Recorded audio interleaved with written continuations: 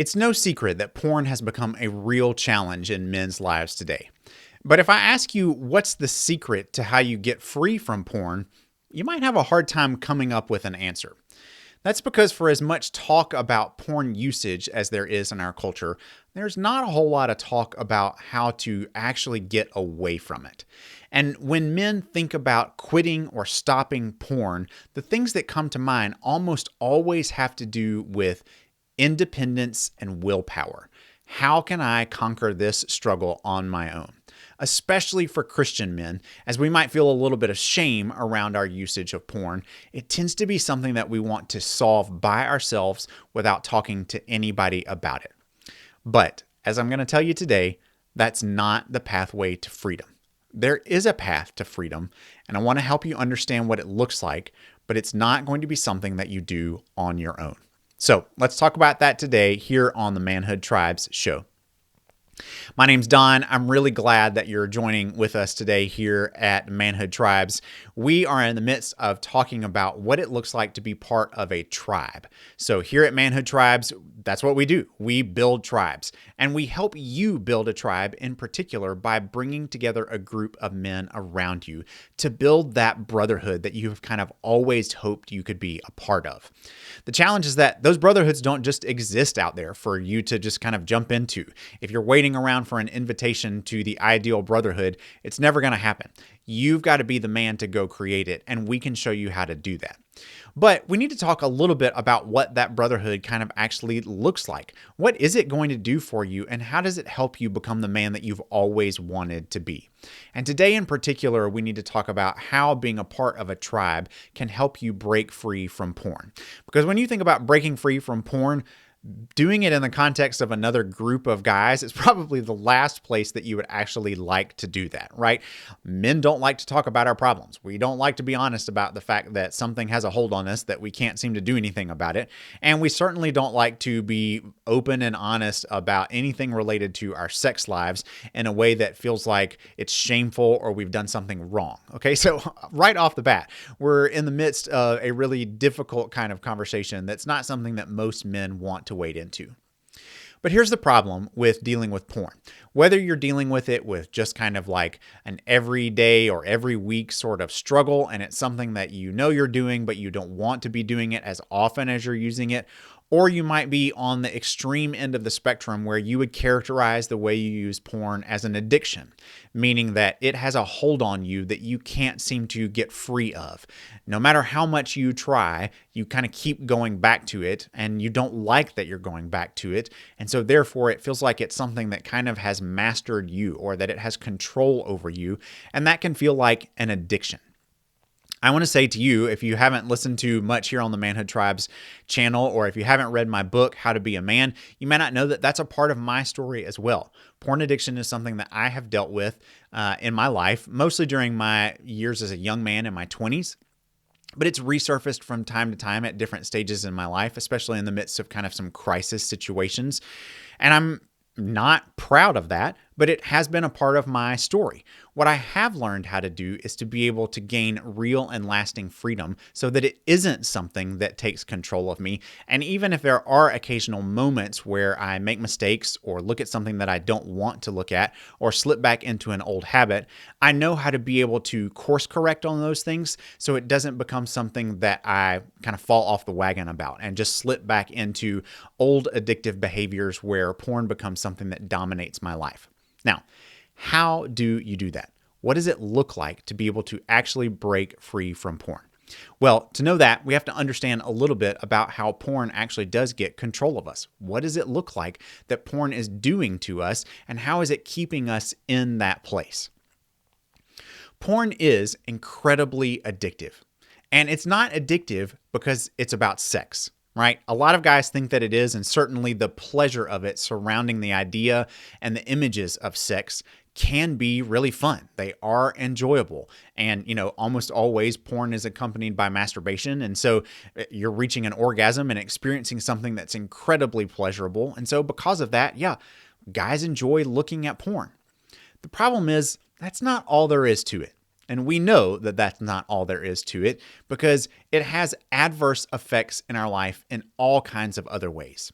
It can rob us of social interactions with our friends because we get sucked into spending time looking at porn and we're not actually doing some things that could be beneficial in our life. It can rob us of any kind of real connection and emotional intimacy in a relationship with a woman when we might want to actually build some kind of relationship there. We've got shame going on in the background because of how we are using porn images in our life that she doesn't know about. And it makes us feel bad. It makes us feel guilty about how that we're handling that, and she doesn't necessarily know about it. It can create all kinds of sexual problems, everything from just disconnection with the woman that you are having sex with, or you're unable to have sex with a woman because of your porn habit. Maybe it's causing erectile dysfunction because of the amount of porn usage and masturbation that you've got going on. There's all kinds of things that porn usage can contribute to. But it also just causes a lot of mental health problems. With all of that shame, it's no surprise that you're going to deal with anxiety, maybe depression, maybe even in some extreme cases, suicidal thoughts. But these are just things that come from the result of looking at images. Why is this such a big deal? Why does it have such a hold on us in the way that it does those things? The reason, or the biggest reason that that's the case, is because it's something that we keep hidden. The power of shame is that it lives in the darkness. And we as men think that the way to break out of shame, really any kind of shame, but in this particular case, it's surrounding sexual shame as it relates to porn. The way to break out of those things is to bring that stuff that's hidden, the stuff that's in the dark, we've got to bring it out into the light. Other people have to know what's going on with us and what's happening in the way that we're using porn.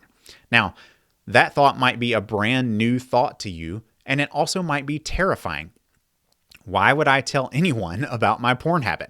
Why would I talk about that with anybody? That's not anybody's business. That's something that's private to me. That's something that, I am kind of ashamed of, but it certainly isn't a thing that anybody needs to know that's what I'm doing because, they might judge me. They might think less of me. They might call me out. They might reveal my secrets. And yeah, if we're being honest, any of those things is possible. Another person could do that if you reveal what's going on in your life. They could use it against you in some way. That's not likely to happen, but it is possible. And so we do have to acknowledge that there is risk in bringing things out of the darkness and into the light. It isn't always going to go well. It might come back to bite you in some ways. And look, that's just the unfortunate consequence of making choices that you know you shouldn't have made or that aren't consistent with the kind of man that you want to be. Some of those choices may come back at you in ways that you're not okay with. But the only way to be able to find freedom from these things is by bringing them into the light. Sin loses its power when it gets exposed. Now, that doesn't mean that just because you talk about it with a friend one time that you're never going to struggle with porn again. That's unfortunately not the way that it works. Man, that would be great if it was, right? We would just have this kind of like easy, quick pill sort of fix to be able to get this thing taken care of and off we go. But that's not the way that it works because it isn't simply just about confession. It's not just about, hey, okay, I talked about it and that's all that I have to do. What it really is about is allowing that struggle of yours to live in the context of community, not in the context of isolation. So it's not just about sharing your struggle with somebody else or a group of other friends. It's about letting that part of your life be something that is shared among those friendships. So it's something that they're asking you about. It's something that you talk about regularly. It's something that you have some shared ideas of what freedom looks like and how you're trying to get there. It's something that they're maybe challenging you on. They could even be holding you accountable on, but it's definitely something that has become a part of your shared relationship with other people. It's not just something that you kind of like dump out into their laps once and hope that because you've been honest about it, like everything is now going to be better. You might initially feel some relief from your first confession. If it's never something that you've talked about before, the first time that you're honest about porn might really be freeing for you. That's what it was like for me. The first time that I confessed to another friend, I did feel like a burden had been lifted off of me. And I went through kind of this period of euphoric freedom where I wasn't tempted, I wasn't struggling, I didn't have any issues there. But over time, that euphoria faded and the struggle started to come back. And then I had to figure out, okay, what am I doing? How am I continuing to find this sort of freedom? And I had to realize that it wasn't just about the confession. It was about living with my life out in the open, living with light on all of the parts of my life so that I had relationships where these things were known and other people were helping me be the best man that I could be. Now, that, I want to say, is what a tribe can do for you. That is what a group of brothers is really meant to be about in terms of helping you find the freedom that you absolutely do want. A tribe can be that group of men that you trust, the group of guys who you're able to bring honestly all of those struggles that you're dealing with, the ways that you're dealing with them. And yeah, it may even look like being honest about like, these are the kinds of images that I'm looking at. This is how often I'm looking at those things. This is where I am when I look at those things. This is what device I'm looking at them on. You might even get into the nitty-gritty details of like, this is how I enjoy masturbating, and this is what it looks like. This is how often I'm doing that. Like, I know that can sound awful. That can sound so raw, and like, why would you talk about any of those kinds of things? But if you've got a group of guys that you can trust with that kind of information, then what's really the fear of talking about it? Let me tell you what, most guys deal with porn. Most guys struggle with masturbating more often than they feel like they ought to. So these are not things that are going to be uncommon amongst a group of men. And the fact that you can talk about it probably will invite other men to be able to talk about it as well. But even if no one has anything to say about it, if it's a group of guys that you trust, they will help you find a way to be able to get free. They will challenge you, they will push you, and they will hold before you a vision of the kind of man that you want to be and help you get to being that man. This isn't just about, random accountability that's about like, okay, how many times did you look at porn this week? And okay, well, you did it this many times. Like, what are you going to do to fix it? Like those questions can be helpful, but more often than not, they just become things that we skirt around and ways to lie about what we've actually done so that we don't have to face up to the truth. Guys who you can trust and who are challenging you are going to help you find freedom. And that's the goal. That's what a tribe can do for you, is to help you find the freedom to be the man that you truly want to be. It begins with having that group of men in your life to start, and then you have to take the steps of being real about what's going on in isolation and in hiddenness in your life so that you can begin to move towards freedom. Now, if you're looking for that kind of a group, if you're hoping to be able to find a group of men that you can do that with, let me be honest with you. They are hard to come by. They are few and far between in terms of what Christian men's groups actually look like. Guys that know how to do this kind of fighting for freedom and can be trusted to do more than just offer you advice on how to fix your own problem. It's really rare to be able to find a group like that. So instead, what I want to challenge you with is that you should start your own. You should create a men's group that is able to do these kinds of things for you, but also for the other men in the group as well. It's not as hard to do as you might think that it is. It just takes some intentionality that you maybe don't know much about. Here's the great thing. I do know some things about that. I've spent most of my adult career and my ministry life helping other men be able to start these kinds of tribes where freedom really is a possibility. And so if you'd be interested in finding out more about that, just head over to manhoodtribes.com, book a call with me, and let's talk about whether starting a tribe might be the right next step for you. When you do have a group of men around you like this, here's what that can begin to look like. The shame that you experience in your life begins to lose its grip. No longer are you defined by the negative self-talk, the embarrassment, the need to keep things hidden, the living a double life. All of that kind of stuff begins to lose its grip because you aren't worried about that anymore. You've got some men where nothing is hidden, all is out in the light, and so shame doesn't really have any power anymore. And when it loses its power, you start to become a man who can build integrity, where the kind of life you're living is the kind of life you're actually talking about. Now, initially, That may not be the kind of man that you want to be, but at least you're being honest. The double life goes away. Now you have people who know what your real life looks like, and they haven't disowned you because of it. In fact, if anything, they've moved closer towards you. That's the kind of community that you want. And when you have that, you begin to build integrity. And with integrity comes confidence and comes change. You start to see yourself as the man who is capable of that kind of freedom. You start to see yourself as the man who could be free of porn. And you begin to develop the character that says, yeah, that's who I really am and that's who I really want to be. I don't want to have to be the man who continues to show up to this group of men and say, I failed yet again. I failed yet again. I continue to make choices that I don't want to make.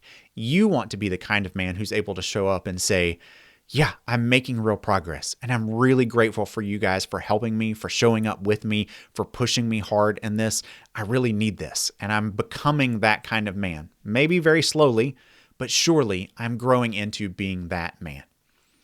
You get to stop hiding and start leading.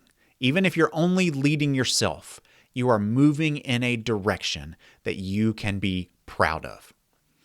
And then at that point, the freedom that you're experiencing begins to become sustainable.